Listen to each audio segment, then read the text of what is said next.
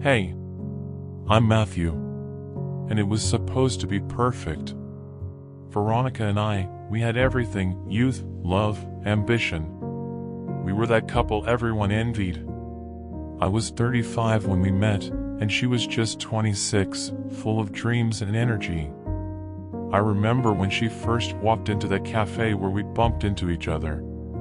She had this infectious smile that seemed to light up the entire room. At first, I didn't believe in love at first sight, but that day, I changed my mind. We didn't waste any time. After 6 months, we were married. Some people said we were rushing it, but I never cared about what others thought. She was the one. I knew that, and I made sure she knew it too. I had a steady job as a police officer. It wasn't glamorous, but it paid the bills. I was content, and so was she. We wanted kids. We didn't talk about it much at first, it just seemed like the natural next step. We wanted a family. Veronica had always loved kids. She talked about how she couldn't wait to be a mother, how she wanted a little boy and a little girl, just like the ones in her favorite stories. I loved that about her, how she could see beauty in the smallest things, how she had so much hope. But as the months passed, nothing happened. It wasn't that we didn't try. We did.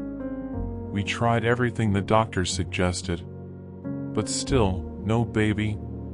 It wasn't anyone's fault, but it felt like a constant, painful reminder that we were failing somehow. The disappointment was unspoken, but it lingered between us. It made everything feel like it was just almost right, like we were always on the edge of something wonderful but couldn't reach it. Then, 2 years in, Veronica came to me with those beautiful, hopeful eyes. She was pregnant. We were ecstatic. I remember holding her close, feeling the pulse of her heart, knowing that life was about to change in the most amazing way. We were going to be parents. It felt like our whole world finally clicked into place. And then, the twins came. A boy and a girl. I should have been happier, but there was this feeling in my chest, something unexplainable. Maybe it was the exhaustion from the long hours at the hospital, or maybe it was the overwhelming sense of responsibility that weighed on me when I first held them. But when I looked into their faces, I couldn't help but feel a distance. They didn't look like me.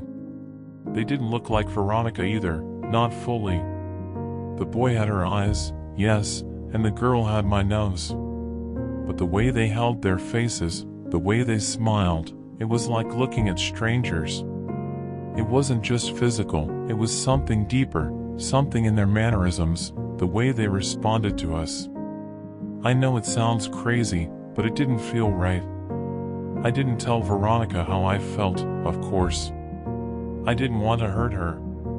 She was over the moon, and I wasn't about to be the one to bring doubt into our family. But those little nagging feelings were there, creeping in at the edges of my mind. Why don't they look like us? What if something is wrong? But I shoved those thoughts away, buried them beneath the joy of holding my babies. I had to believe that they were ours. That was all I could hold on to. The doubts didn't go away, though. Over time, they grew. I tried to push them out of my mind. I told myself I was being paranoid. It was just a phase. New parenthood was stressful. Veronica and I were trying to adjust, trying to keep our heads above water.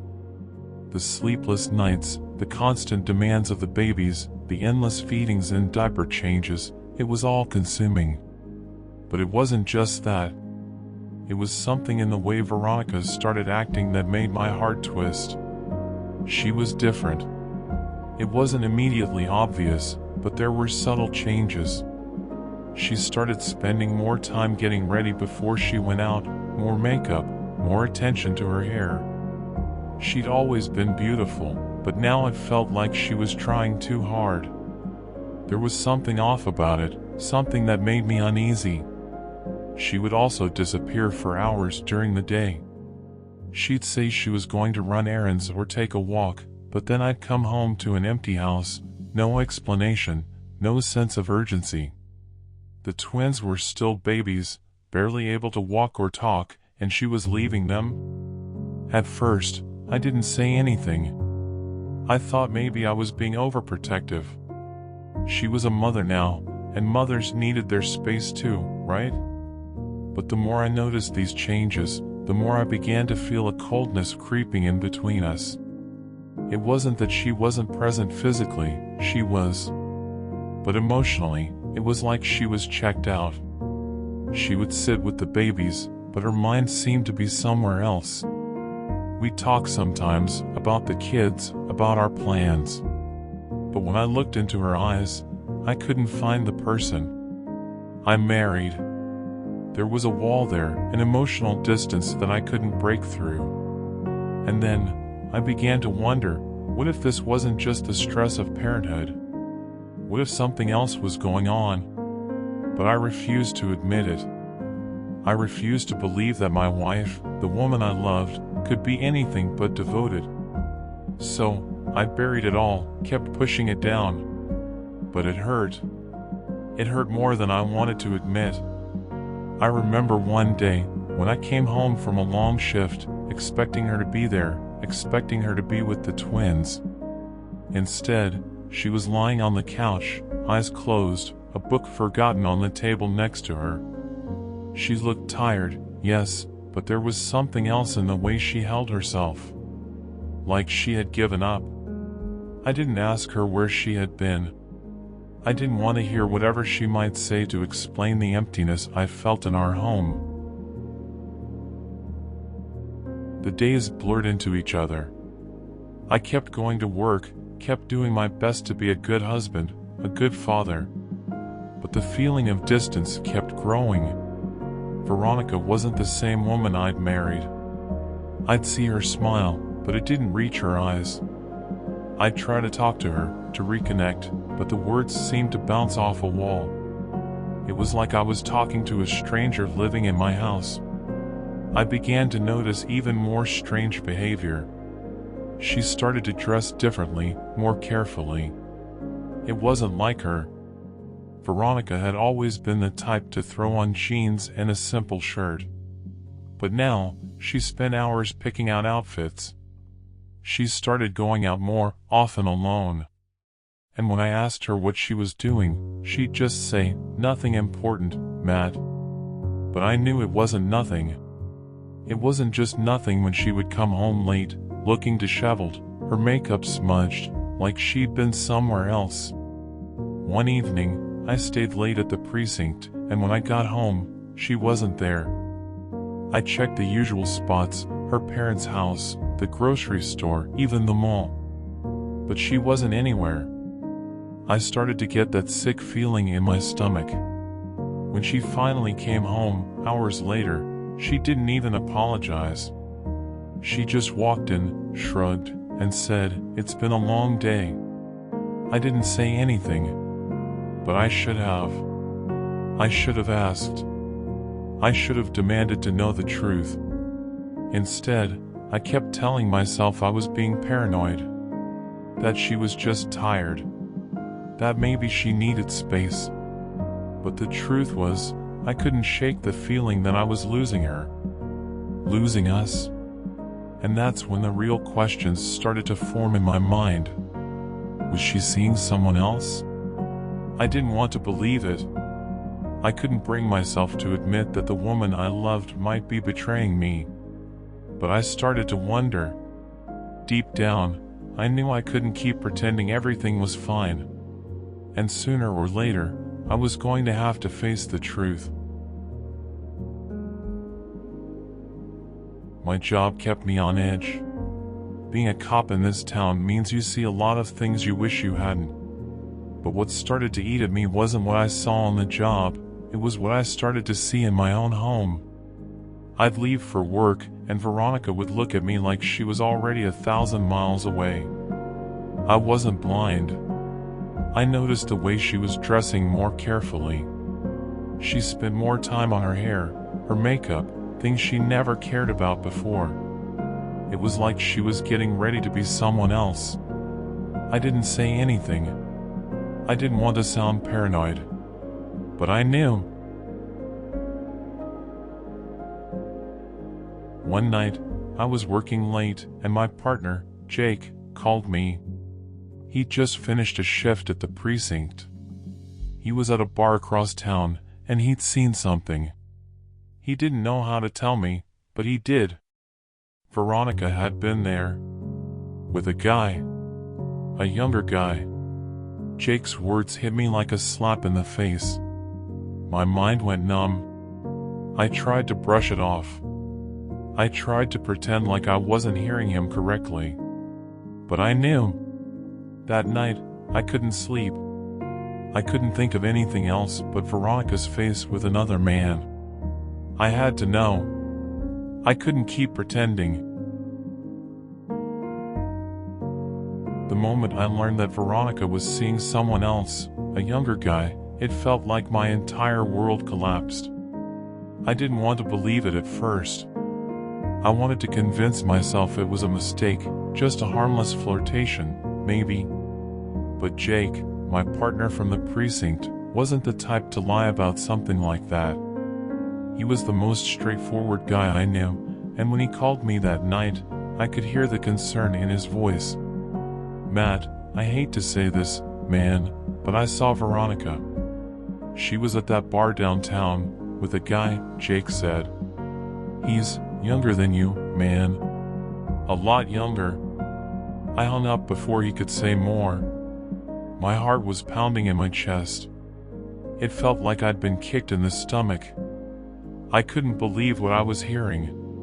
But deep down, I knew. I tried to focus on work. I tried to let it go, but I couldn't. I had to know. I had to find out the truth, no matter how much it hurt. I didn't want to live in this limbo anymore, caught between denial and suspicion. So, I did something I never thought I'd do. I called in a private investigator. His name was Greg. He wasn't a stranger, he was a former colleague from the force who had gone into private work after he left the department. I hated that I was doing this. But at the same time, it felt like the only option. If I didn't know the truth now, I'd go crazy. Greg took the case, and he was thorough. He followed Veronica around for days, tracking her every move, gathering evidence. I didn't ask for details right away. Part of me was afraid of what I might hear, but the other part of me needed to know. I needed to hear it from someone who wasn't blinded by love or guilt. The first report Greg sent over confirmed it. Veronica had been meeting with the same guy repeatedly. They were going out to dinner, going to parks, hanging out together. He wasn't just some guy she'd met once at a bar. This was an affair, and it had been going on for months. I felt sick. It was as if everything I had built was crumbling in front of me. I didn't even know who I was anymore. The woman I loved, the woman I thought I knew, was with someone else, someone who had everything I didn't: youth, excitement, energy. How could she betray me like that? How could she betray us? I held onto the report, the photos, the dates, like they were some kind of proof that I wasn't imagining things. But the truth was, I didn't need them to know what was happening. I already knew. When I confronted her, when I finally walked into that house with all the evidence, it was like I was staring at a stranger. I couldn't wait any longer.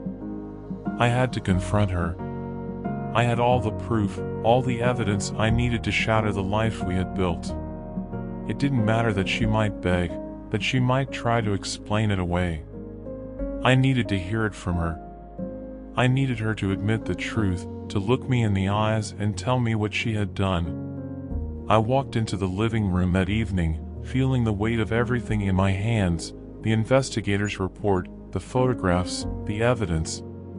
She was sitting on the couch, scrolling through her phone, like nothing had changed. like everything was fine.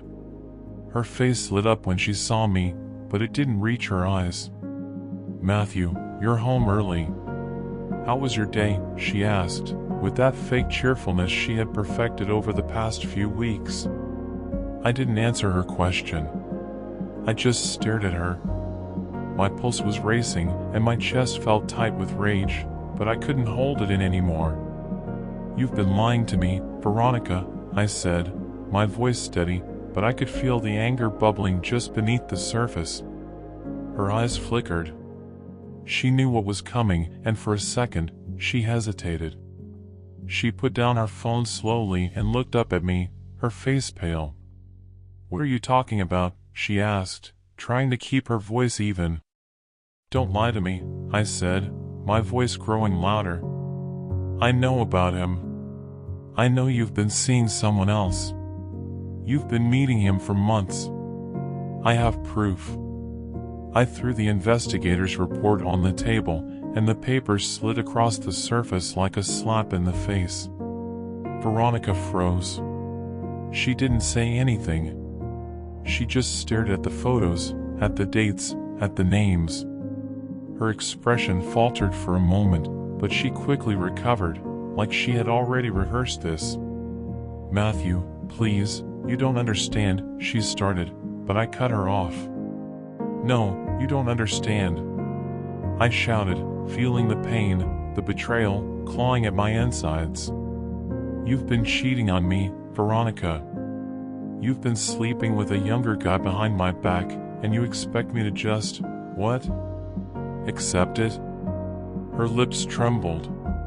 She opened her mouth to speak, but no words came out. It was like everything had hit her all at once. She knew I wasn't going to let her get away with it. Finally, she whispered, "Matthew, please. I'm so sorry. I never meant for this to happen. I never wanted to hurt you."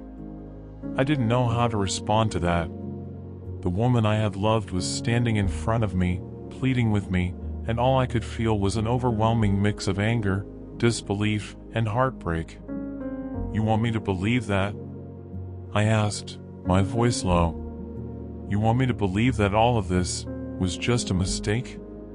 That you didn't mean for it to happen?" She started to cry then. Real tears, the kind I hadn't seen from her in months. But it didn't matter. Nothing mattered anymore. I was done. "I want the truth," I said, my voice cold, the anger still simmering beneath the surface. "And I want a paternity test. I need to know if those twins are even mine." The paternity test. Veronica agreed to it. She didn't have much of a choice. But even as we sat in that doctor's office, the weight of what I was about to learn pressed down on me. I could barely breathe. I had convinced myself that it was all going to be a mistake.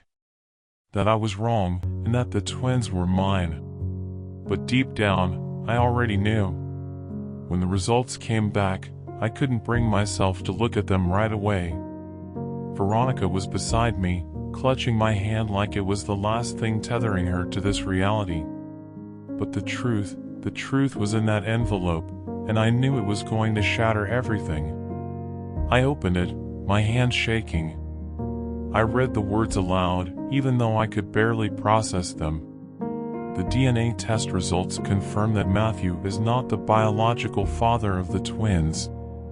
It was like someone had ripped the ground out from under me.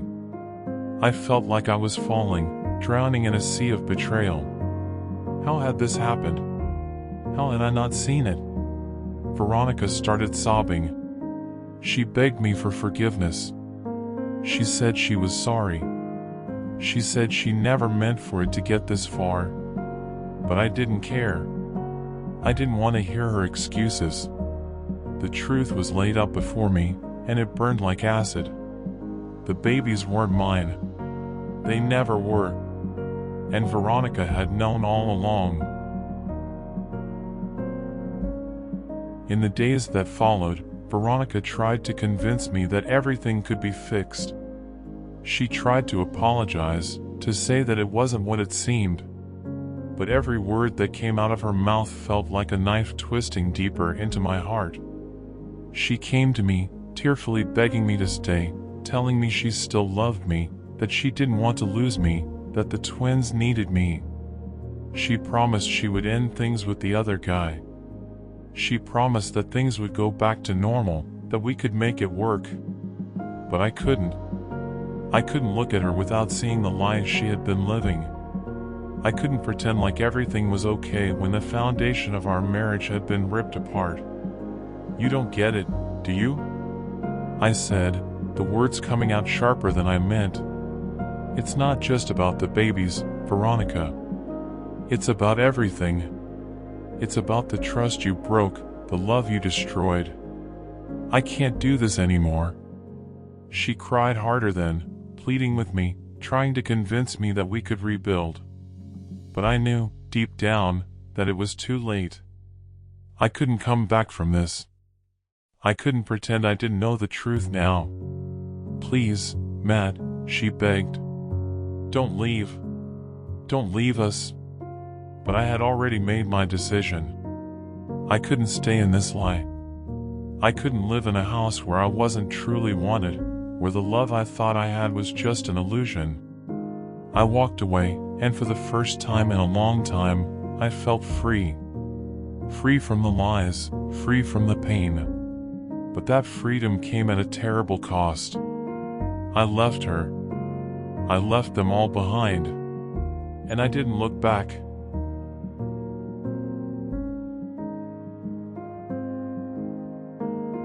I thought I'd feel relief when I walked away. I thought the weight of it all would lift off my shoulders, and maybe for a moment, it did. But as I stood there in the doorway, looking at Veronica, her face a mix of desperation and regret, something inside of me cracked. She was crying, calling my name, begging me not to go. Matthew, please. Don't leave us. I love you. We can fix this. Please. Her words were broken, desperate, but they didn't reach me. Not anymore. All I could hear in the silence was the cold truth, the truth that she had betrayed me, the truth that she had shattered everything I believed in. The love we shared had been nothing but a facade, and no matter how hard she tried to patch the cracks now, they would never heal.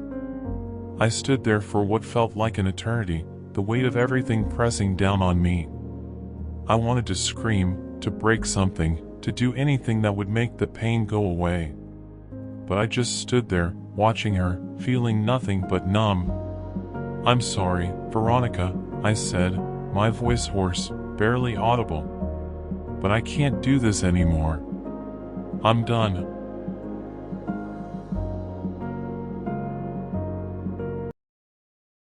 If you like this story and felt connected, please subscribe. Thanks for watching Gaby's cheating stories. See you on the next one.